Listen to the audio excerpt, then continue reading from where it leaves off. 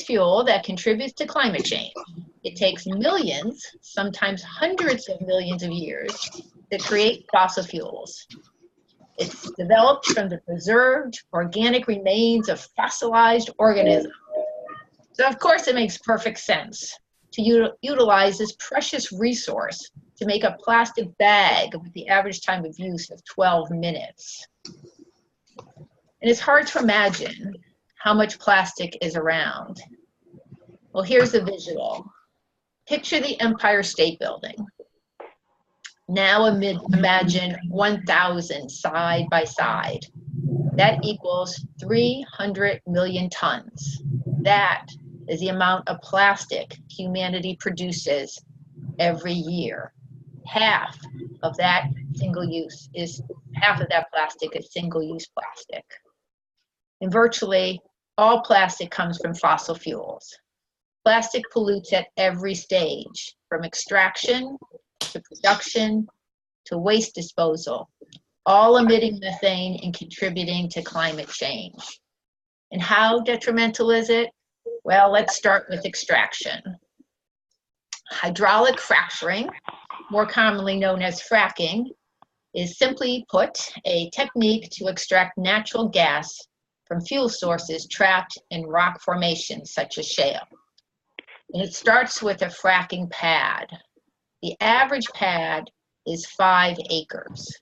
Not too bad, you say? Well, consider Texas alone has over 290,000 pads. And that leads to deforestation. Ironically, the very first step to create more greenhouse gas is to destroy the very best way to sequester it. And that brand new fracking well, that can't be a problem, can it? Well, yes it can, because 20% of all brand new wells fail. That is 55 spills per 1,000 brand new wells. The industry is aware that the best way to minimize leaks is to have the entire drill encased in cement.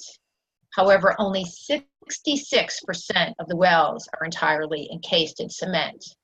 And please note on this slide the location of the homes. More than 10 million Americans live within 1 mile of a fracking well.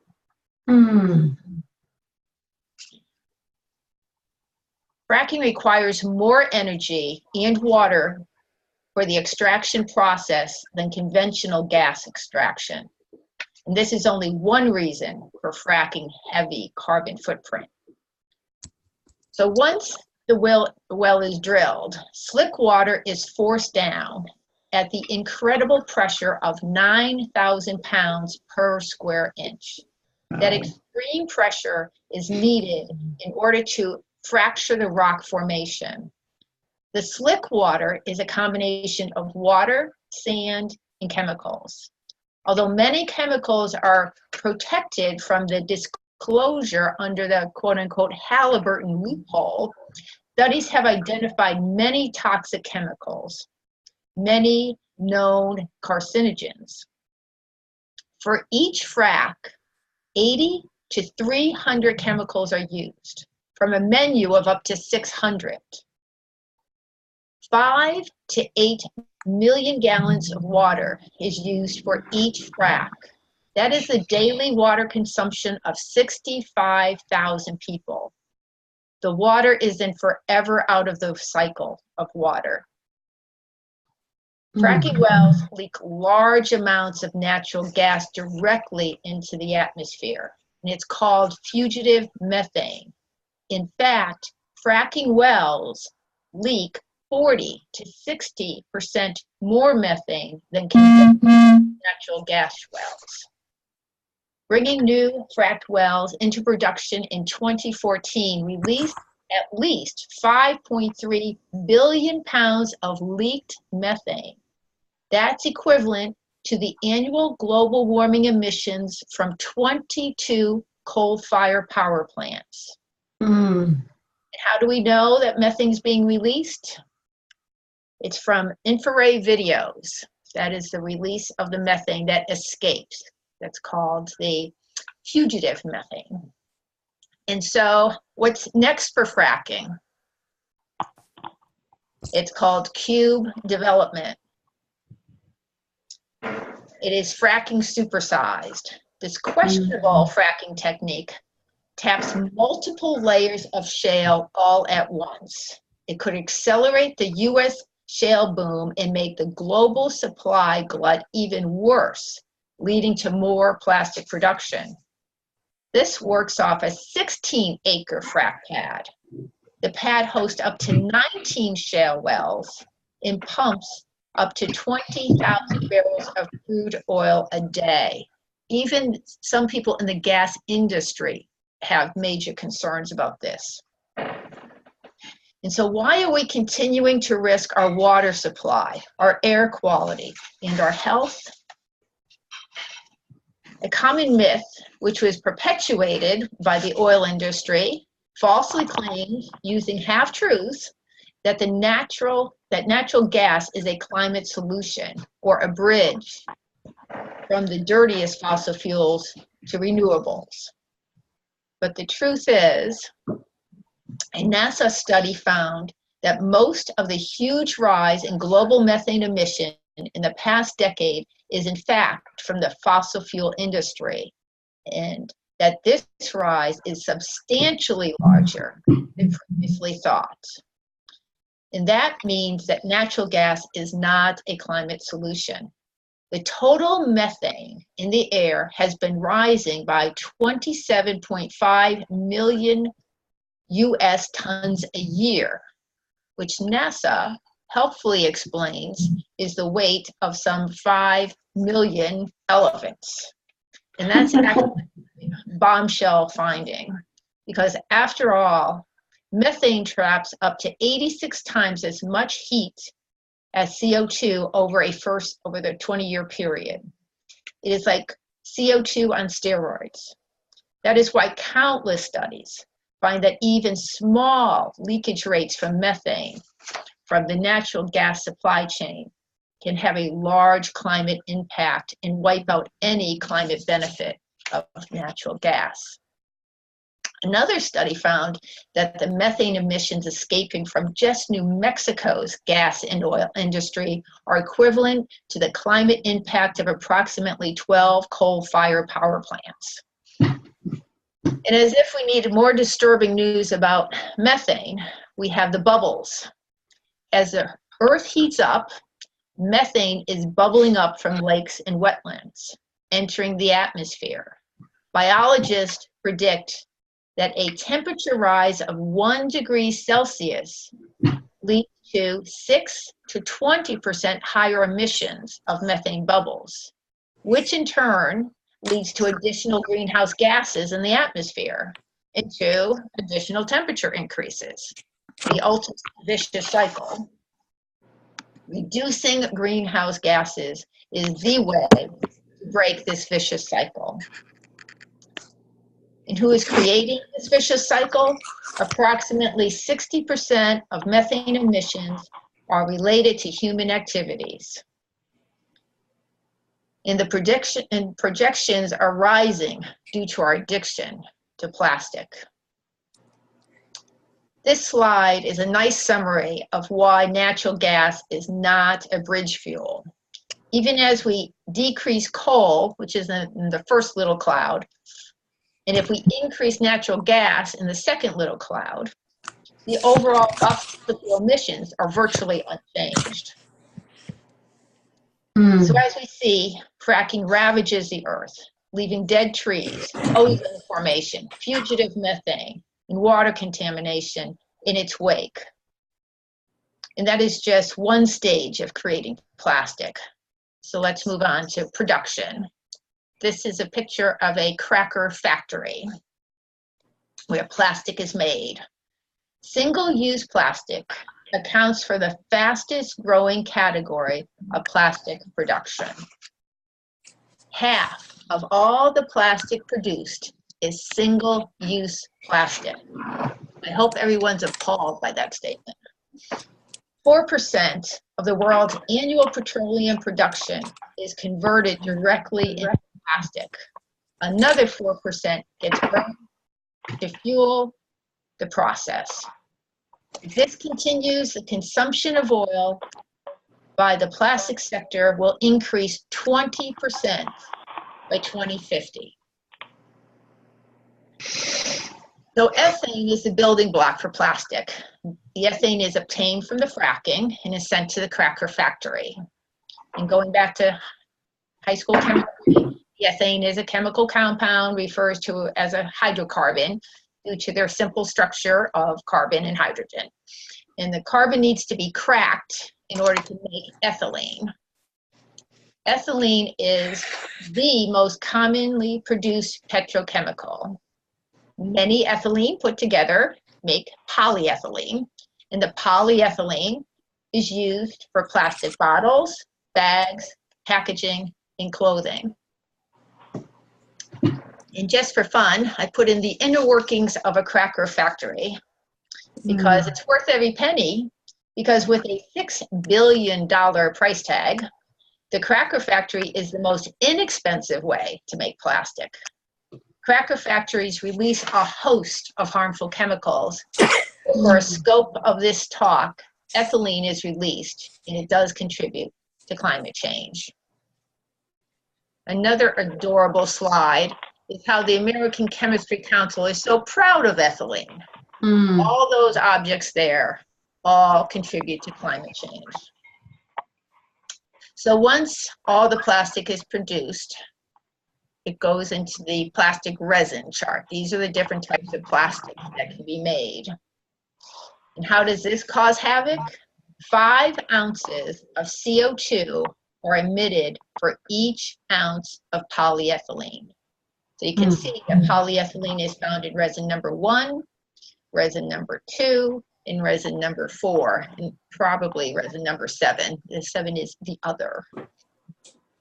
And plastic use releases at least 100 million tons, maybe as much as 500 million tons of greenhouse gases into the atmosphere each year. This equals the annual emissions from 10 to 45% of US cars. Polyethylene is the biggest emitter of methane and ethylene.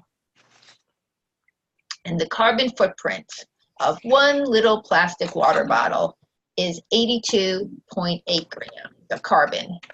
Not bad until you realize we consume 563 billion plastic single-use water bottles a year.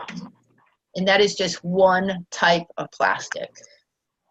Our demand for our almighty single-use water bottle requires the energy equivalent of 32 to 54 million barrels of oil per year.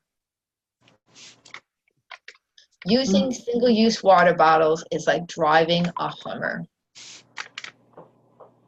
The industry plans to invest $200 billion on new ethane cracker factories to capitalize on the abundance of natural gas.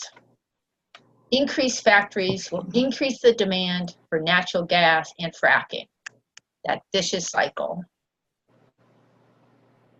So until recently, we thought the worst of disposal of plastic was the suffocating of innocent animals, or the eyesore of plastic litter, or the clogging of the drains, or the release and the absorption of toxic chemicals, or the biomagnification of those chemicals in the food chain. But no, it's worse. A team of researchers from University of Hawaii published a groundbreaking study revealing that plastic, when exposed to the elements, released methane and ethylene. The study examined 7 of the most common types of plastic. Each type of plastic was measured after being submerged in seawater and exposed to the sun for several days. The type of plastic shown to release the most methane and ethylene was the LDPE, the low density polyethylene, which is used to make what? Grocery bags, among other things, is one of the most commonly produced consumed and discarded types of plastic. It is also the lightest, shown to float to the surface of the ocean, just increasing the exposure to sun. And disposal, this graph shows the amount of plastic we were sending to China before China declared they are no longer our trash bin. Mm. As of 2017, we do not have that hiding spot. Indonesia, Malaysia, and Vietnam are initiating similar, less intensive policies that are saying no thanks. This should be headline news, given the incredible implications. We need to wake up to this crisis. Projecting the rate of processing into the future, they estimate that over the next dozen years, 111 million metric tons of waste will no longer find its afterlife in China. China first signaled that it no longer wanted to be the dumping ground to the world's synthetic garbage in 2013. We had time to prepare and change. We should that should have been the wake-up call in 2013, giving the United States and other countries increased motivation to cut plastic use and to redesign packaging. Even with this threat, little has changed. So what will it take to change? Maybe it's our values. I see climate change and plastic pollution intersecting again, this time in our values. They are both symptoms of a world that values money, overconsumption, and convenience at the expense of everything else. We are moving to an unsustainable planet. We must take bold, selfless action. We must literally fight for our lives. We must throw away our throwaway society. We must demand renewable energy.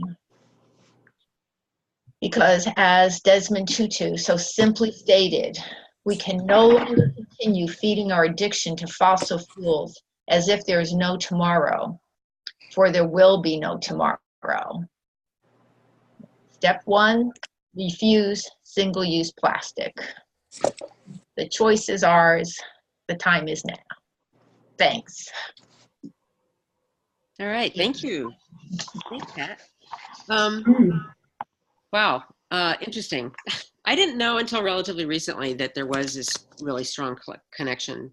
I knew plastics were made from fossil fuels. This is pretty amazing. So let's open it up to any questions people have. Again, I don't see a place where this is Kathy. If you press down on the screen, there's actually a and you click on more, it actually gives you a raise hand if you want to use that. Okay. Let's see. Well, let's see. How about Pat? If you take you stop screen sharing. Okay. And okay, I guess I didn't see that on mine, but I see Kathleen, you raised your hand. So why don't you go first? Okay, well, it worked. So yeah, so if anybody else wants to do that, just press on the screen and press on more, and it has the raised hand. Thank you, Pat. That was great. And it's one of the questions I had. So we talk about single-use plastics, and there's this in between. And I've been working a lot on the synthetic turf issue, which is each of the synthetic turf carpeted fields are several million plastic bags worth of polyethylene.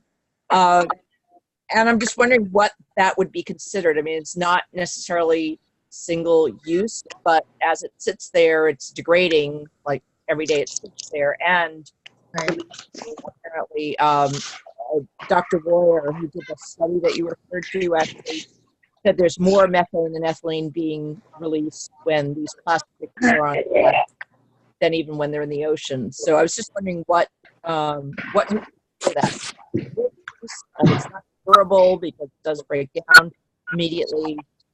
So where's it fit? She's breaking up for me. I couldn't hear the actual question. Oh, no. Okay. Can you hear me now? Yeah, I heard most of it. It was basically, but you broke up at the actual question point. Okay. Should I try the question again? Yes, yeah. So my question is, something like synthetic turf that is out there in the environment and breaks down right away and continuously, but isn't technically single use. I mean, it's something that's out there, but it is every day, every minute that it's out there breaking down into plastic bits and going out into the environment. Where does that fit? It's not really single use. It's not a durable plastic. What is it? Yeah, that's actually a good question. I would think, it would contribute to the daily release of the methane. So it would probably fall best into plastic use, plastic. But I honestly don't know. I mean, I did look into that as a individual type. Right. And it's partly because just as we talk about single-use plastics, this is one of something that will come up. What do we focus on? How? Right. Well, I think it all contributes to the climate change. It's one of the things that they're not looking at to the extent that they should be. Yeah, I think technically it wouldn't be considered a single-use plastic, but it's still plastic, basically something that lasts forever that we have to figure out what we're going to do with it when it's not used anymore. Right. It's like any plastic that's sort of out there. I mean, we have a lot of plastic stuff out there that is used more than once, but ultimately, it outlives its use. Does anyone else want to make a comment or have a question? You can just do the little raise your hand thing at the bottom of your screen. I don't see it on mine, but Press the screen, press on more. How do you work? Hello? yeah. Can you hear me? Yeah, we can hear you. What about really getting to the manufacturers who was also creating the packaging? I mean, that's a whole nother issue. I think that's critical. I think that's, Right. but it's most frustrating, but, we can't get a 5-cent fee on plastic bags. Yeah. Right. But there are, I have read articles where there are, not of course in the United States, but in Europe, Right. they are doing things with more the packaging that from different products, plant-based, products that will be biodegradable, but it is the packaging from the manufacturers. My God, that's huge. Right. But how do you where do you start? How do you, like you said, we can't even get a 5-cent freaking, fee, in Howard County. And Prince George's County hasn't been able to do that. I don't understand why. I don't know Right. where to go. It should be considered a national emergency. And, we're fighting it county by county. It's a sad commentary. That's what I was trying to say, how we have to do things now, like the whole China slide just showed you what kind of trouble we're going to be in, and no one's still dealing with it. Well, yeah, this is Sydney. I think that we are starting to deal with it. I mean, there are, Martha just made me aware that DC has just passed a straw ban, right, Martha? It's actually an extension of the foam ban. They apparently appended straws and plastic stirrers onto it, and that part's going into effect January 1st. Yay! That's fabulous news. Thank you. Yeah, I just stumbled on that when I was researching foam ban bills. Yeah, so I think California, I think by one vote last year they missed passing a foam ban for the whole state. So I think people are becoming aware, especially when they see how bad the oceans are getting filled with plastic. That's a real dramatic. It's been a really dramatic way for people to become aware of just how big the plastic problem is. So in a way, maybe it's good that China has said they don't want to take our stuff anymore, because now we do have to deal with it. And that could end up coming up. We could end up coming up with some creative solutions. All right, who else? So those of you that are on phone, let me just see if anybody who's actually just on the phone, if you want to pop in with a question or a comment, you should go ahead. If there's anybody. Well, one thing I was wondering about is whether or not we could look at some low-hanging fruit. You know, for example, could we propose other types of containers to types of stores that might be more amenable to that, say, for example, Whole Foods? Mm-hmm. Because I think that many of us don't know what the other options are, and to the extent that we could serve as an educational organization, sort of getting the word out what alternatives are available. For example, you know, I mean, people thought, oh, of course you're going to have plastic straws, and then people realized, oh wait, we could just have paper ones. You know, it's not the end of the world. It's a small change. You know, so I think that the more that we could think of different categories and what could be used instead, you know, maybe we could start small changes, even just as a proof of concept. You know, see, we don't need these, we can use these instead. Okay, thanks. Ruth Alice? Yes. Some stores like Whole Foods are using some other things. I just love the way you tie together the way the fracking industry is pushing plastics as a way to offload their excess product. The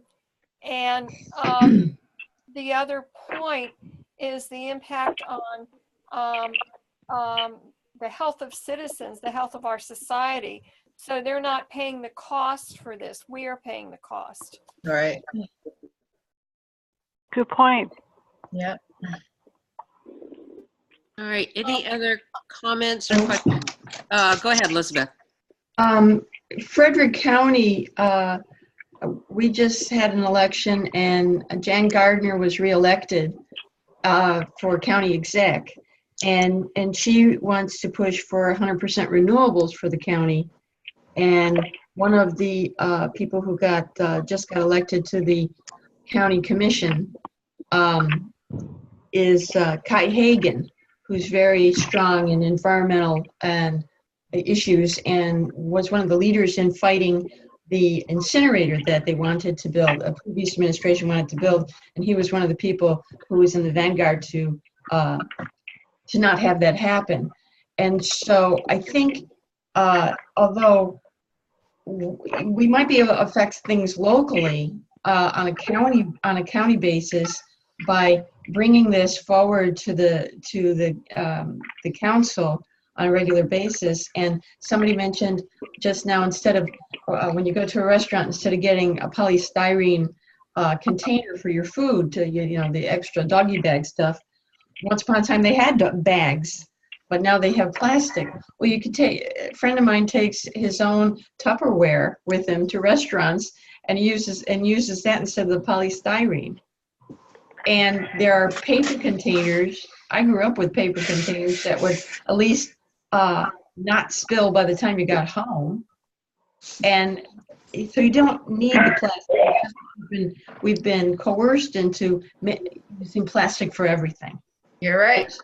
And so politically, I think we could start making movements where we can. And we can't get rid of Trump for 2 years unless he goes to jail, but we can work on the county level to get things started, to educate people, because people are brainwashed by the industry. Yes. Mm-hmm. That's true. Yeah. I don't know if you can see my hand. Yeah, I can see it. Go ahead, Ken. Uh-oh. Uh-oh. Ken, you froze and we can't hear you. So, okay. To recycle bags.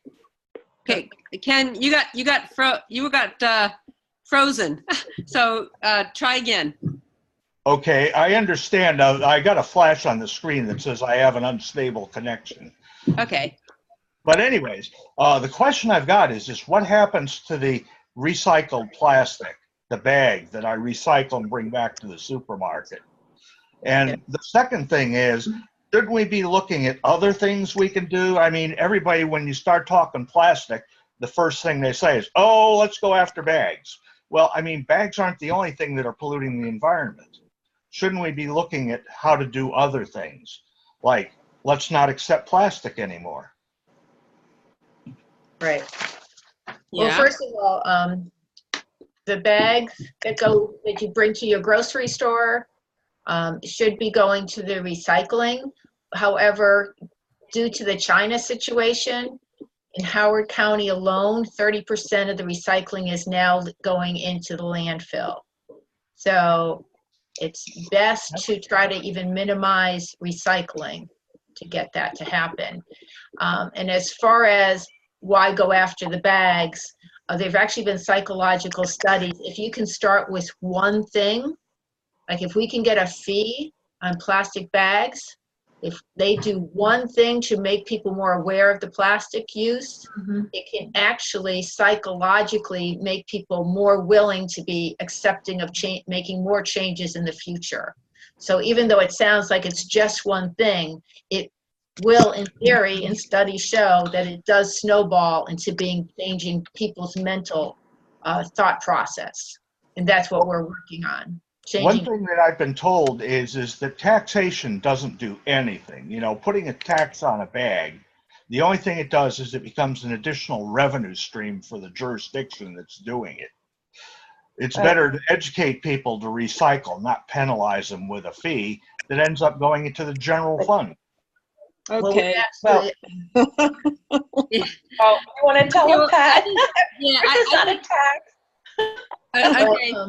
Yeah. Let's see. I had. Did you have your hand up, Martha? Well, I was going to rebut Ken's point on the bag fee. Sorry, Ken. Okay, so let's hold off. Okay, we can actually have into bags. a discussion on bags. Yeah. I see two other hands up though. Mine was a Kathleen? question, Martha. Yes. You had your hand up? Yeah. So, can you hear me okay? Yes. Okay.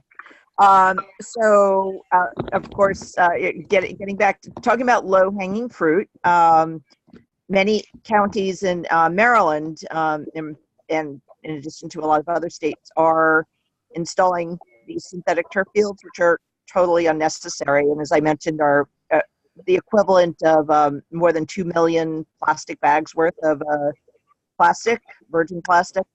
So that's a low-hanging fruit to actually ban these, paving of, thousands of acres of land with plastic, and tire waste, which is just another synthetic polymer like plastic, only more toxic. So that's Okay. my contribution. That sounds good. We'll do one more. Ruth Alice, you have your hand up? No, that was from before. Oh, okay. Sorry. Okay. Well, I'm gonna use my power as the moderator here because I think we can talk about the pros and cons of bans and fees and whatever, and that could be like a whole nother call or conversation. So I wanted to go ahead, and this is actually a good segue into the next thing we're going to talk about, and that is that last year. I first before I do that, Pat, you can go ahead and unshare your screen, and then it'll be easier to see everybody. Okay, so last year, one of the Sierra Club's priority bills was to pass a statewide ban on EPS foam food containers. So EPS stands for expanded polystyrene. Some people call it styrofoam. But anyway, we weren't successful, but we're going to try again. So to tell us more about the upcoming campaign, as well as some recent local foam bans, is Martha Ainsworth. She is a waste activist extraordinaire and also the chair of the Prince George's Sierra Club group. Thank you, Sid. Sure. So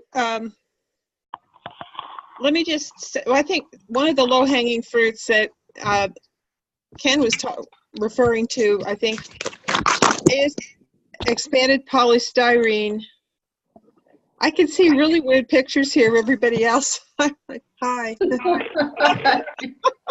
Sorry, I'm not used to this technology. Single-use polystyrene foam food containers are low-hanging fruit because there are a lot of substitutes for them.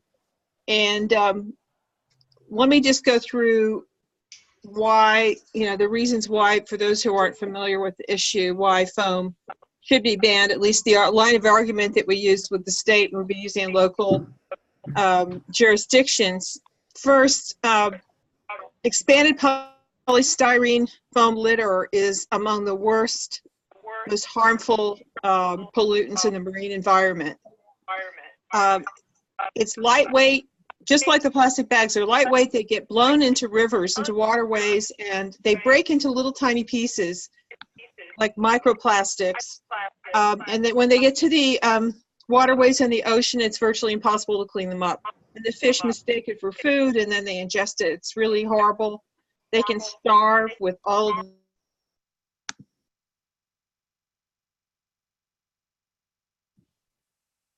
of banning these EPS food containers will reduce the amount of litter. Maybe not, but will reduce the litter with the greatest harmful impact on marine life. The second reason is that these expanded polystyrene food containers aren't recycled or compostable, and they just fill up our landfills. Most studies of municipal solid waste in Maryland find that 2/3 to 3/4 of everything going in the landfill could be recycled or composted or repurposed. Expanded polystyrene waste is among the 1/3 to 1/4 that cannot be recycled or composted. It can't be diverted. It's very high volume. It's lightweight, so most of these studies, they'll tell you it's only like 1% of what's going in the landfill, but that's by weight, and it's very lightweight, so the volume is actually really high. It's not accepted in curbside recycling programs. There's no market for recycled foam, and if you can imagine if you've been to a single stream recycling facility, you know that stuff crumbles up as soon as it's mixed with other stuff. So it's kind of a nightmare. According to Maryland's 2014 Zero Waste Plan, products like EPS food containers that are economically or technologically infeasible to recycle or are not typically accepted through main recycling channels should be banned. That's actually in our own Zero Waste Plan for Maryland. So we have that to support bans. Now, the industry will tell you that the food containers are recyclable. They'll tell you there are drop-off centers in Maryland. I have one of them near me where I live right down the road in Crofton, 2 miles away. And frankly, we've taken pictures of all of these, and none of them take food containers. They don't want dirty polystyrene foam. They really are only to accept big blocks that come with your TV set or your appliances. They don't want food. The third reason for adopting a ban is that there are compostable and recyclable alternative food containers already in wide use. And this is really interesting. In Prince George's County, before we had our foam ban, we did a survey of a random sample of nearly 200 restaurants. And we found that 3/4 had at least one foam food container, but only 3% had exclusively foam. Virtually all of them were already using substitutes. They may have a foam cup, but they had paper stuff, and they had recyclable plastic, and so forth. So it's not a big step to get rid of the foam. And you've probably heard that Dunkin' Donuts and I think McDonald's. So Sydney, you remember the other places, they're getting rid of their foam by 2020. Their foam cups. Yeah, right? those are the two that I can think of. But Yeah. Yeah, there may be more. So anyway, so the point is that those containers are in use, but there are a lot of substitutes, and a lot of those substitutes are already in use.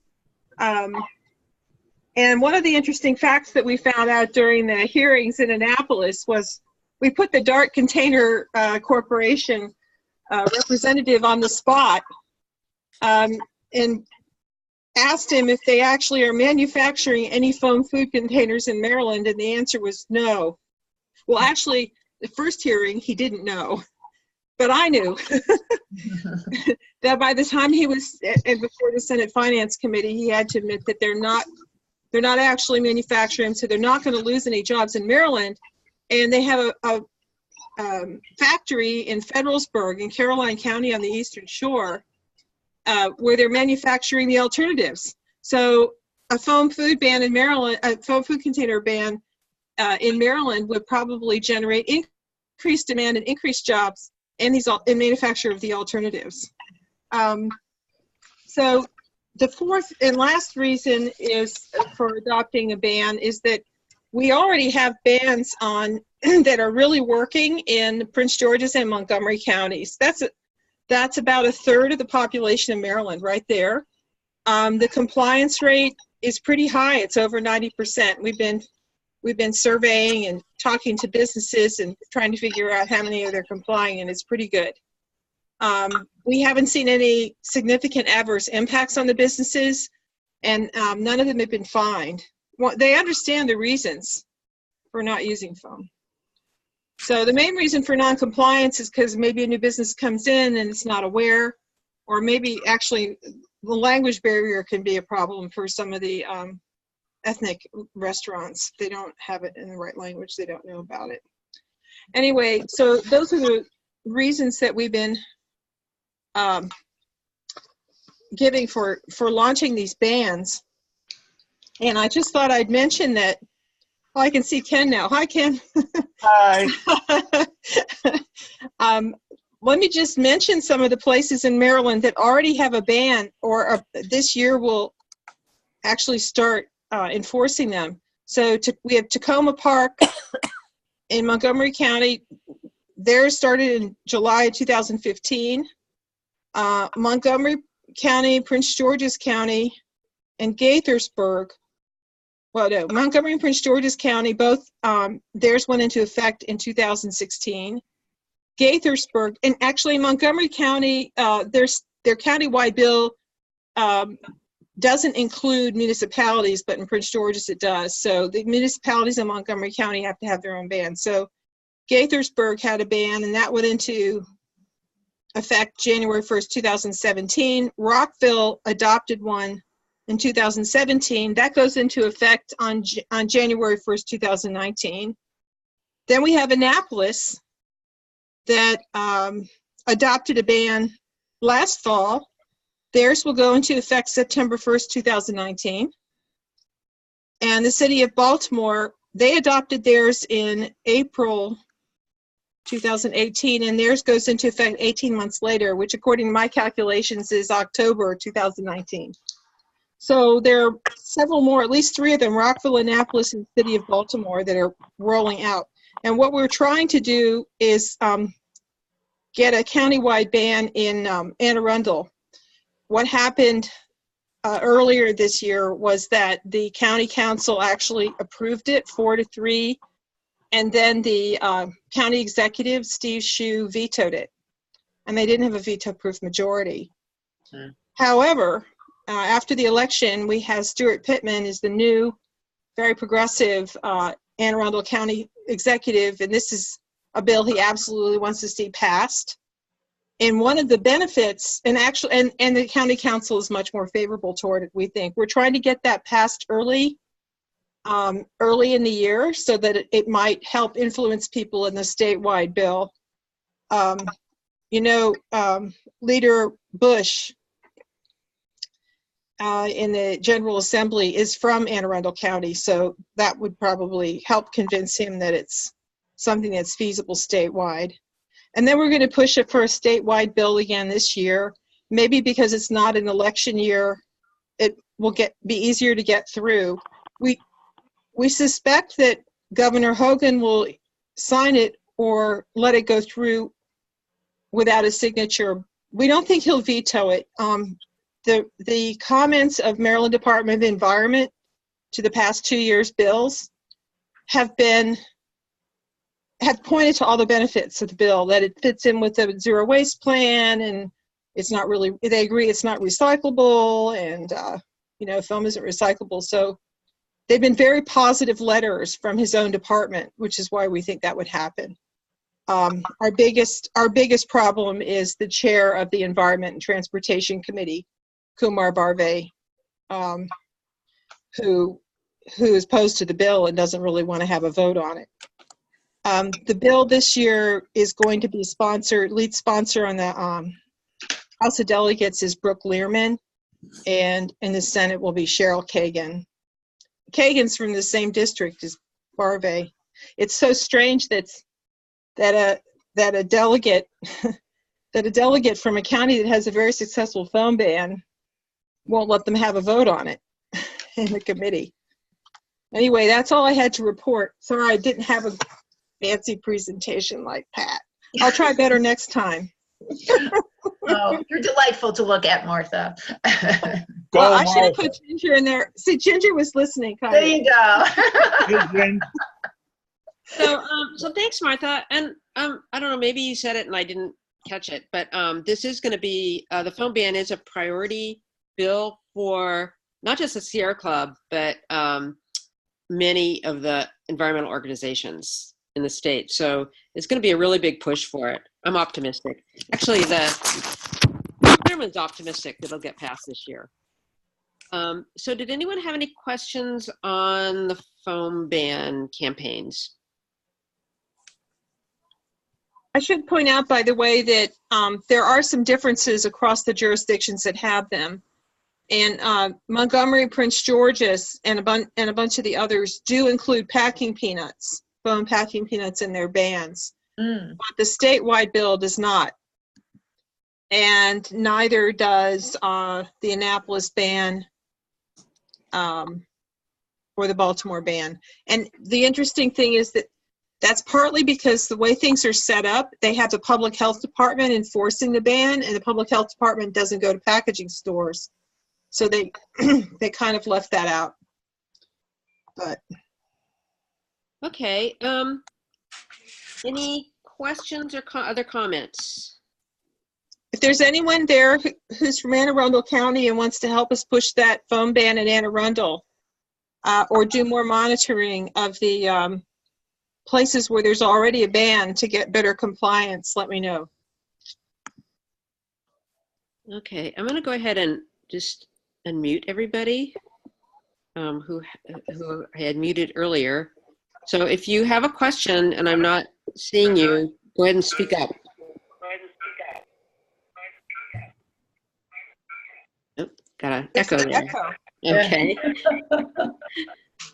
I think that's your own voice when we have it all unmuted.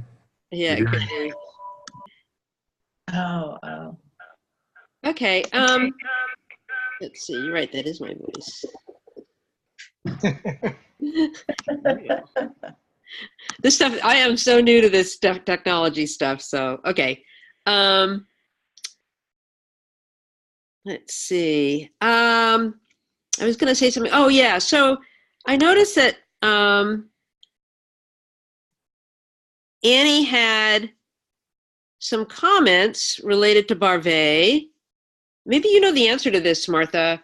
Does he have some sort of waste-related business connection? Here, hold on a second. I have to unmute you. You have to unmute me, yeah. Actually, I don't know, but it's quite peculiar. We actually brought, after the hearing, we brought in a whole bunch of experts to speak with him in his office, and all he would do is spew back the bullet points from Dark Container Corporation. And so it's very suspicious. But I believe we had the votes last year. I really do. That we were outmaneuvered in the whole committee rules. Could he be getting kickbacks, Martha? I really have no way of knowing. But it's very peculiar. I mean, he represents Gaithersburg and Rockville, where they're phone bans. That's interesting. Yeah, I don't think he's going to get away with it this time, actually. Okay, well, there's going to be lots more coming up in the next few months about the foam ban, and also Howard County is trying to get a permission to apply a fee on bags. So that'll be another thing to watch in the upcoming legislature as well. So let's go to our third item, and I'm sorry about the echo. I'm not quite sure what to do about it. Organic, so Ben Fischler is our Sierra Club representative with a Maryland Department of the Environment study, which is seeking solutions on diverting organics such as food residuals and yard waste away from landfills and into alternative uses. And this group's been meeting, I think, for at least a year, about a year. So he offered to give a short report on what that group is doing now, but I've also asked him about doing a more in-depth webinar on this topic, maybe later in January. So go ahead, Ben. Okay. Are we still getting that echo? Yeah, I'm going to mute myself. And see if Yeah, I think if you're not speaking, if you mute, then that might take care of that. But It's strange because there wasn't an echo in the first 15 or 20 minutes. And when Pat was talking, there was no echo. okay. Landfills is either reusable, recyclable, or compostable. So this study group with MDE is focused on what's compostable. It's the result of efforts over four legislative sessions to. It started with the idea of a ban on large generators of compostable materials, particularly food waste, sending into landfills if there's a composting facility available in a reasonable distance. Several states in New England have done this successfully, but over those 4 years, there's enough opposition that eventually the bill that was passed was simply to have MD study the topic with a group of stakeholders. And the Sierra Club was included as one of the stakeholders. So that with a work group like this, the department actually runs the whole thing and creates the final report with the consultation with the stakeholders. So they've been having meetings since January, every other month, with the stakeholder groups, and at this point has developed a list of recommendations to consider. The next meeting will be in late February or early March. So getting information out so that people within the Sierra Club can give feedback on what recommendations we really want to see pushed that are there, or make any additional recommendations. So in addition, there's another study group for a bill that passed last year looking at the regulations on recycling facilities. And one other wrinkle is that with both that study group and the composting one, there's a lot of consideration also of anaerobic digestion facilities. So, which is another way to handle compostable materials that also produces methane that can then be burned for electrical production. And so there are a number of other issues that come up with the regulation of those facilities. So I'm sorry I don't have a very detailed report, but that's basically where we're at with this process. Okay. Thank you, Ben. Mm-hmm. Any questions about the project, on anything on composting? Actually, Ben knows a lot about composting and kind of that whole area of waste. I have a question. Okay, go ahead. I didn't see you. Sorry. Oh, okay. Does digestion facilities, are they safer or better for the environment than other kinds of composting?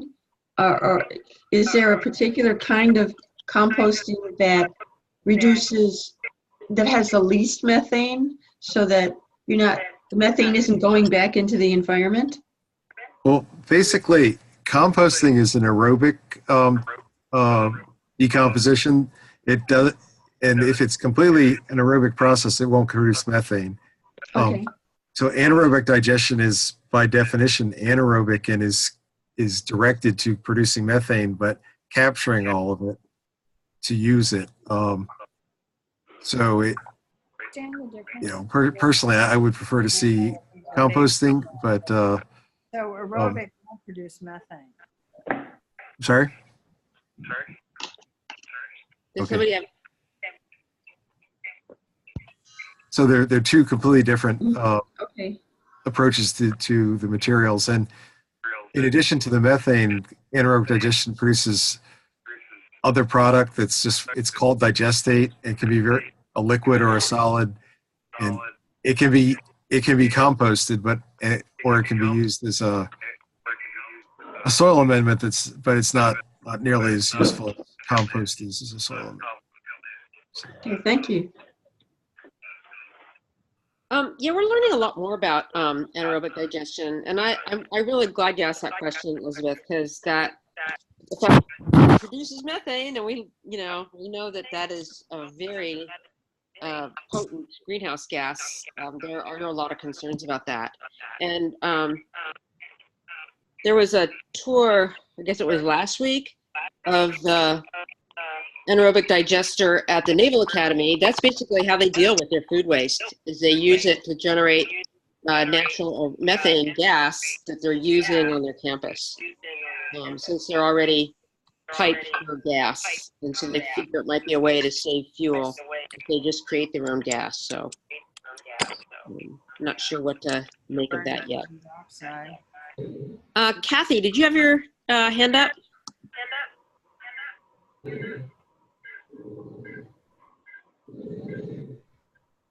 Kathy? Maybe not. Okay. Oh, sorry. I had myself muted. Okay, sorry. Did you have a question?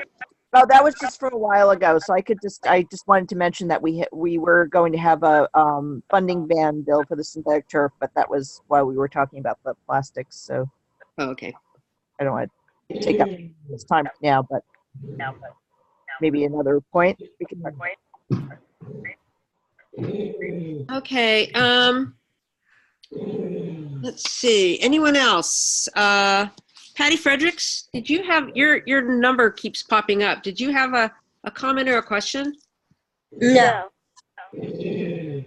Okay. Well, so as I said before Ben actually started talking, I'm really interested, and I'm hoping other people are, to do just a longer session about, what are organics, what are the different ways they can be recycled, reused, dealt with, because they are a huge part of a community's waste, waste profile. So that's what to look at more also. Okay. I think I'm hearing a dog. I'm hearing this weird sound, and it's not my cats here. Okay. The last topic I wanted to talk about was sort of what's next for the Zero Waste team in the coming year. So we're one of the newer committees. There actually are 8 active issue and campaign teams, of which Zero Waste is one of them. Public health is another relatively new one. These teams are all run by volunteers who want to work on issues around a particular thing, like water or waste or energy or public health. And each chapter in the whole Sierra Club has a different profile of what the issues are that they want to work on, because they tend to be, they come out of what the interests are for that particular group of, that particular chapter. So each team defines its goals for each year and comes up with ways to reach those goals, and also works on local and state legislative campaigns related to that particular issue. So even though you hear a lot about legislation and there's a lot of emails that go out to Sierra Club members and activists to show up in Annapolis or to write letters or to call your legislator, there's actually a lot of other different ways that we work on various issues. So most of the issue teams in the chapter are reorganizing to improve our effectiveness, to be more transparent, and to work more closely together. So on Sunday, January 20th, the Zero Waste team will meet in person to decide how we want to govern ourselves, to form a steering committee, and establish the goals for 2019. So the 5 to 10 people who have been most active since this committee, the Zero Waste Committee, was formed, have worked on all kinds of waste issues, including composting, recycling, education and legislation, eliminating single-use plastics, closing the 2 waste-to-energy incinerators in Maryland, and reducing sources of waste. And as you can imagine, we have a lot of work to do and need a lot more people who want to be active. So I'm hoping that many of you on this call and other people will be able to come to the meeting in January. We haven't decided on a location for it. We might see who has raised their hand to actually attend. It'll probably be, I'm guessing, somewhere between Baltimore, Frederick, and the DC area. So if you are interested in participating in this meeting, or if you can't come but want to become more involved with the Waste Committee and on the Steering Committee, send me an email, please. I think all of you have it because you responded to this evening's call. So it's my hope to have more information webinars every maybe 4 to 8 weeks on waste topics. So make sure you watch your inbox under the waste campaign for details. So that's another thing that you should definitely sign up for if you haven't already. Again, if you're not sure if you're on the waste campaign or not, you can email me and I can let you know. Or if, I think when I sent out the RSVPs for this call, I included a link for getting on the waste campaign. So that's right now the main way that we're sending out information about things that are happening right now. So are there any, we're going to end a little bit early. Are there any other questions or comments? Well, I know Elizabeth had talked about alternatives to plastic. So I have this, it's from Life Without Plastic. And it's like an old canteen from the Girl Scout days. Oh yeah. And these things can come out, and then you can have either put a large amount of items in this or divide it up. And so this is what I bring when I go out to a restaurant. And then I have this to take my leftovers in. This is where we have to go towards. Yep. So just thought you'd like to see that. The fabulous website. So Life Without Plastic. And if I can make a suggestion, there was someone that had questions about the plastic fee and if it's worth it or not. I'd be, Lisa and I would be happy to do another talk on just that subject. Okay, and I think there'll be space for that in the next few months to do a deeper dive into single-use plastics and maybe focus even on one like we did foam today, but focus on plastic bags. So. Great. All right. Well, I didn't have anything more, so we're ending a little early. And when we do this again, I'll try to get some of our technology issues here solved. Really, the echo, which is just weird. Somebody wants to know if your slides are available, Pat. I guess I can share them. I'm Okay. computer illiterate. If somebody tells me how to do it, I'll do it. Yeah, usually, yeah, it's hard sometimes to send a slideshow through email because they're usually big files. So I can follow up and send everybody who is on the call Pat's email. Is that okay, Pat? Sure. Okay. Well, you can share them through a Google Drive, putting them Oh, up on that's a true. Google Drive. Or you can save them as a PDF, which reduces the size. Mm, Oh, that's a That's- good idea. Yeah, Yeah. that's actually a really good idea. Okay. All right, I'll try to That do sounds good. All right. I don't have anything more. So thanks everybody for jumping on this call. And Happy New Year. Hopefully 2019 will be better. We'll see Maryland getting rid of foam, being the first state to get rid of foam, and some other great improvements in getting to zero with zero waste. Good job. All right. Take care, everybody. very All right, much. thank you. Good night. Thanks. Bye. Bye. Bye-bye. Bye. Bye. Bye.